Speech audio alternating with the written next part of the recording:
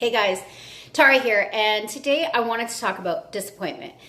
We've all experienced disappointment, right? So when do you feel disappointment? It's like you want something, you're working towards something, you expect something from someone's behavior, and you don't get it. So you're left feeling disappointed, which sometimes can feel depleted or shameful or just ultimately a low vibrational pattern you're left in when you feel disappointed. They say disappointed definitely can spring you into a mode of sadness. And if unchecked, you can find yourself feeling depressed. And for me, that's just not something that I want to have in my energy, in my space. So I keep juggling around with, well, if I don't want to feel sad, how can I deal with this disappointment that's coming up? You know, disappointment of people who don't behave in the way you expected, or disappointment in yourself when you want to act calm and reasonable, but you just lose your temper, or disappointment in that job you've been gunning for and they're just not giving to you, or disappointment in like playing full on in the game of life and then falling down and hurting yourself and having a big impact as a result.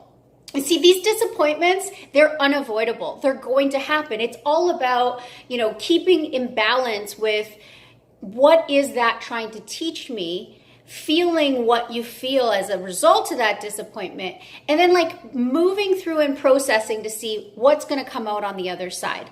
What do I mean by that? Like, we always think we know best. I think I know best. I think I'm a know-it-all sometimes, but we don't, right? Like sometimes what we think we want and what we're gunning for, we don't get it. We feel so sad.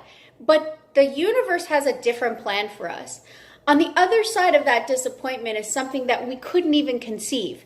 Now, if we let go of what should have happened and what could have happened, and we just sit with, this is what is happening right now, the power of now, like Eckhart Tolle says, right? What is going on right now?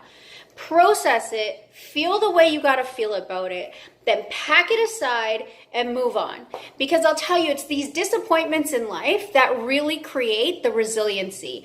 They build us up to have this unstoppable inner power that we can go out there, and after being disappointed, after having to work 3 times as hard to get something, we can actually achieve it and appreciate it and grow from it. So it's not easy. I mean, when you're disappointed, you're disappointed. It's not easy to be like, yay, what a great life lesson. But if you can process that disappointment, then you can have that resiliency that comes as a result. And ultimately, you can become unstoppable because you look at disappointment, or you look at things that don't happen for you, and you look at it with equanimity. It arises, you process, and it passes. It arises, you process, and it passes. So until next time, I urge you to look at disappointment and see, what is it teaching you? What's going to come on the other side of it as a result of that disappointment? Until next time, guys, with love and light.